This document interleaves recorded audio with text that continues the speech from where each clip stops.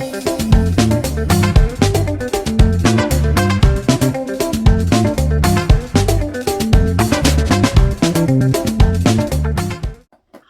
Judy from Witchpeace Craft. Welcome to those loyal subscribers who have been with me for a very long time, and to those new subscribers who have joined us recently. My content in videos can be crochet, knitting, plushies, yarn, traveling, you name it. It's a bit of a quirky channel, and there is no consistency as to when I put up videos. So make sure you subscribe and hit the notification bell, then you won't miss any videos. So guys, today's video is about testing a plushie market prep strategy that I came up with to inspire me. And it's brought to you by A and B. I'll explain. So I have a market coming up in June, which it's a 6-hour market, and I'm hoping to do quite well at. My last market blew me away, and I've checked my inventory and I have to top some things up. Now, as a rule, my base stock is 4.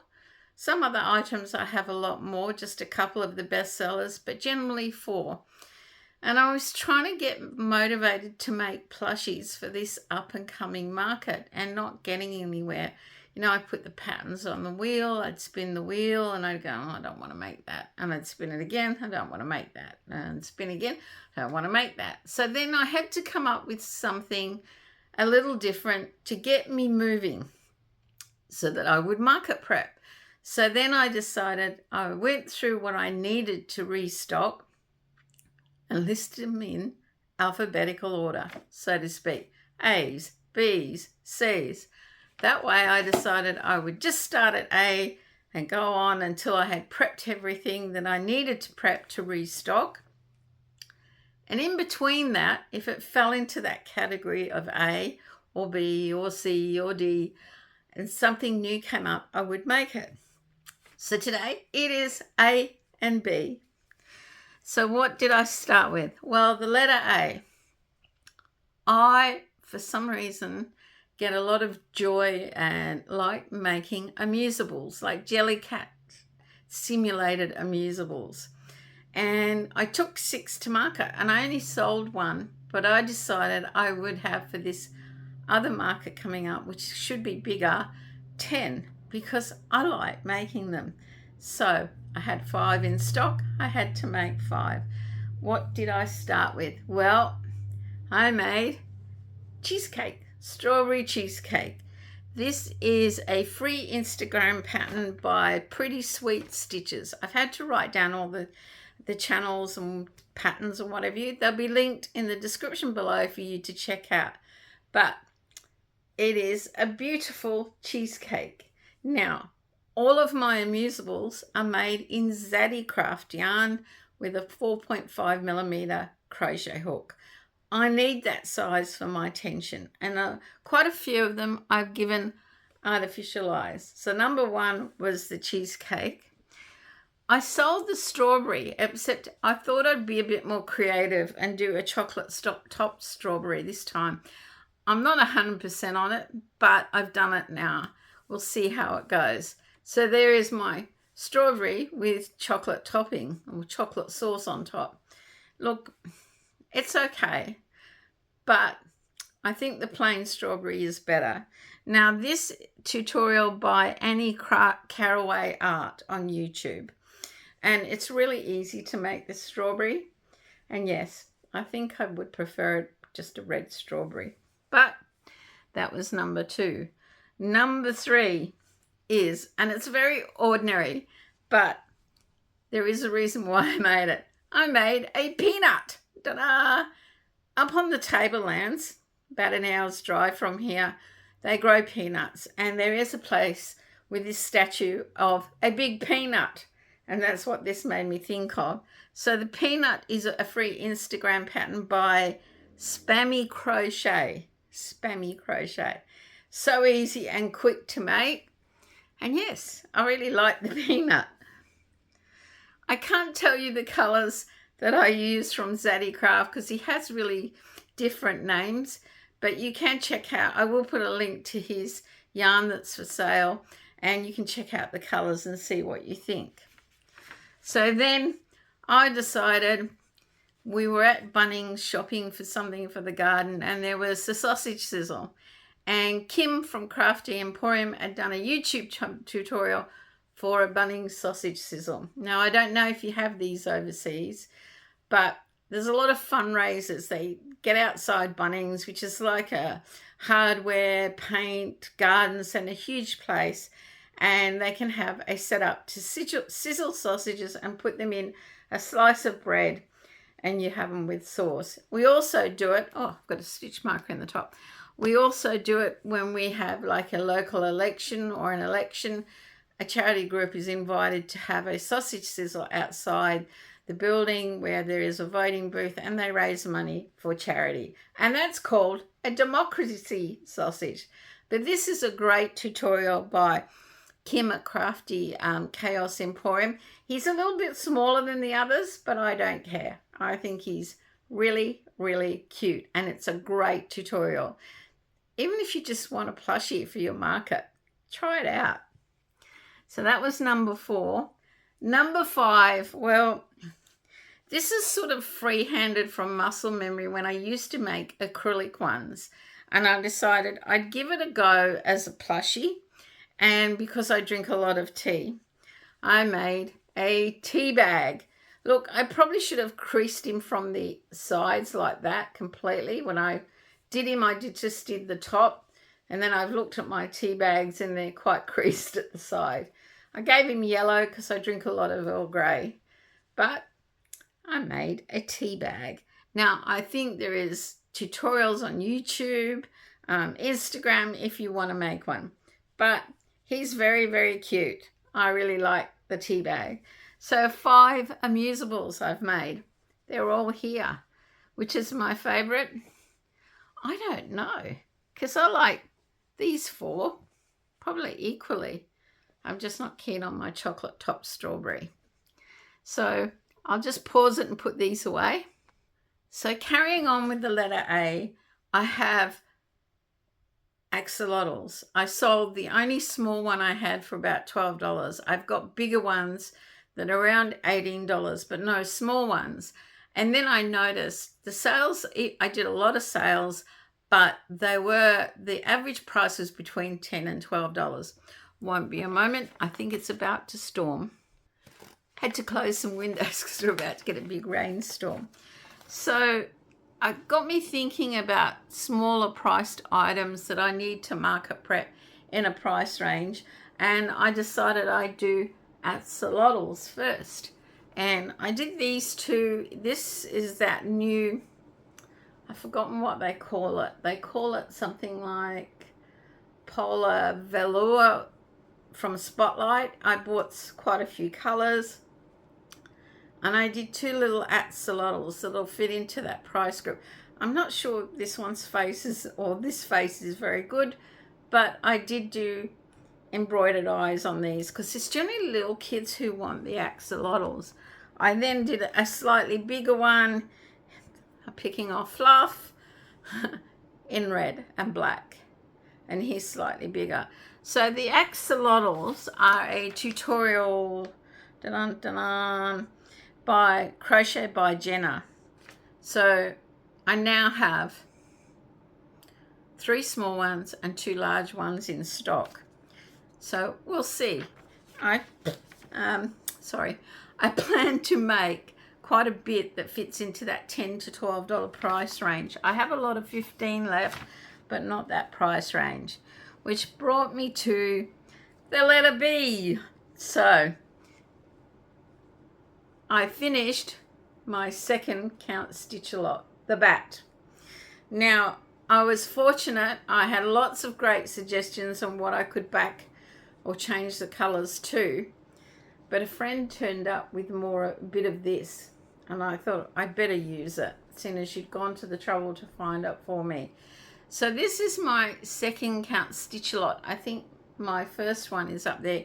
He's a little bigger because he's in mill-end yarn, and I have done something a little different. He's got a couple of fangs I think you can see one but not the other. It's sort of drifting back there. We'll just get the stitch mark and pull it forward a bit.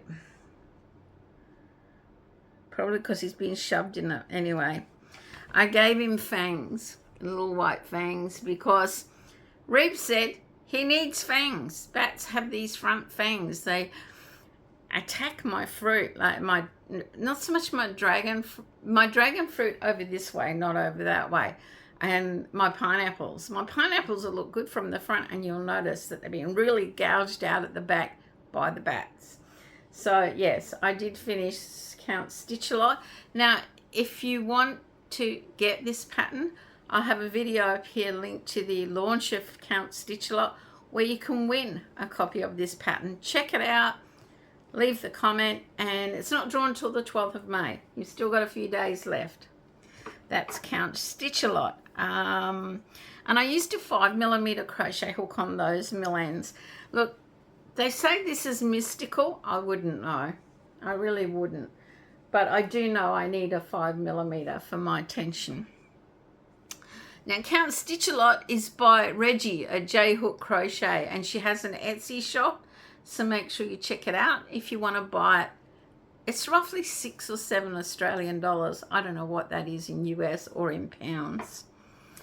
So then I decided I have bees in my inventory, but not the little barrel bees. I've had a couple, I sell them. I don't really enjoy making them, but then I thought I really should for this market have a couple of barrel bees.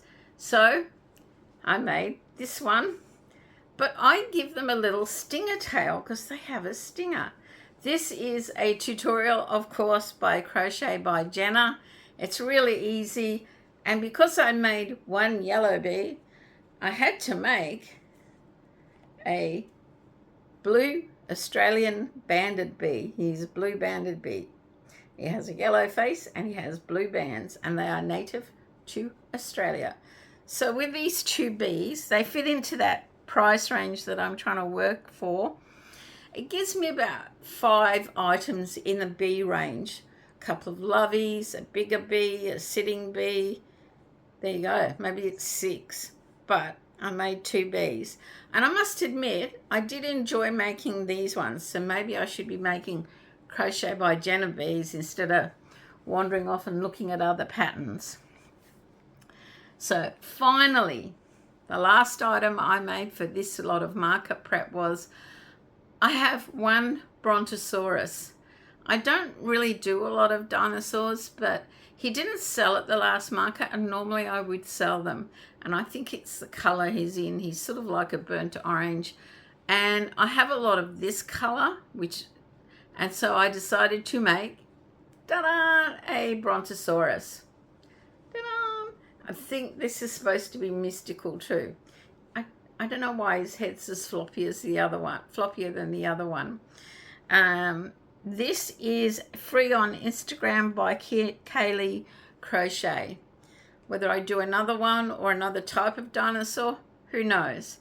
But that is my Brontosaurus. I generally sell those for around $15. I just like it. It's a really good tutorial, or it's a good pattern on Instagram, so easy to follow, and he always turns out. And I never used to make them because the one I was doing, the YouTube tutorial I was doing, would never turn out. This one turns out really well. Highly recommend it if you're a beginner. It teaches you about legs, the head, how to do the tail, everything. So there you go, Brontosaurus. So in total, I made 11 items over about a week and a half. It was a busy week because it was a family birthday week. But today, being Friday, I went and did a bit of thrift shopping, which is part of my market prep. I am going to be selling book buddies with a little stuffy toy or gift wrapped, and I wanted some sort of stand. And I went and looked in one of the department stores, and they wanted like $20. And I just happened to thrift shop, and there you go. I can put a book buddy on there with its packaged all up nicely with its toy. And they had 2 of them. They're really lightweight, so they'll pack well in the car. $2.50 each. So for $5, I got two instead of paying $20 new. But there's no cracks in the wood. Even he was with me when I was thrift shopping. He said they look just about brand new. So that was part of my thrift shop. And with market prep, what do we use a lot? Fiber fill. A lot of fiber fill. And there you go. A brand new bag, 500 gram bag, unopened, hobby fill, $3.50. This would be about $15 in the shop. Unopened, ready to use, fiber hobby fill. And that's the big plus about it. $3.50. So that was me thrift shopping, ready for my market, because you know I've got now something to display two of my book buddies on. I'll probably take 3 or 4, put 2 out and see how they go, the best 2. And I've got plenty of fiber fill, another 500 grams. And in total at the thrift shop, $8.50. I did buy something else for 50 cents, but it's not relevant. It was just something I thought that'd be really cool. Anyway, guys, that's it. That's my first lot of market prep for my June market. What was your favorite item? Let me know in the comments below. There is one other thing I'll show you. You can tell me if he should be market prepped or something else. So we had hooker versus hooker for April. I don't know if there's a slideshow yet, but I want to show you this. So the colors were orange, purple, grey, and a wild card, which had to be a variegated more than one color. I have made this before, but this is the first time I've made it this way. I have made, and he's heavy, Turtle the doorstop. He is full of lead weight to give him the weight of a doorstop. I used mill end yarn. This is that variegated yarn I got from Big W that's orange and browns and creams. And he's got his little orange head, and he's got a rope of grey around his neck. Now, he took a long time to make. He's quite expensive with the lead weights, and I'm thinking if I take him to market, he'll have to have a decent price on him. But I keep looking at him, and I've never entered anything into our, what we call our show, which is in July. And there is a craft section. And I'm thinking, should I enter him in the craft section that says other as Turtle the doorstop? Or should I sell him at a market with a reasonable price? I have to put him down. He's pretty heavy. Let me know what you think in the description below. Tell me what you think I should do. Let me know what was your favorite item. Guys, that's it for me today. Until next time, stay safe, stay well, and try my plan, strategy to get things made. Look, I'm not a batch maker. I can't make 10. 3 is my limit. 2 I'm good at. 3's pushing it forwards just like I'm climbing the walls. But I do get there in the end and have enough stock for market. Try some of these patterns out. They are really great, and it's even better when they are free. Bye for now.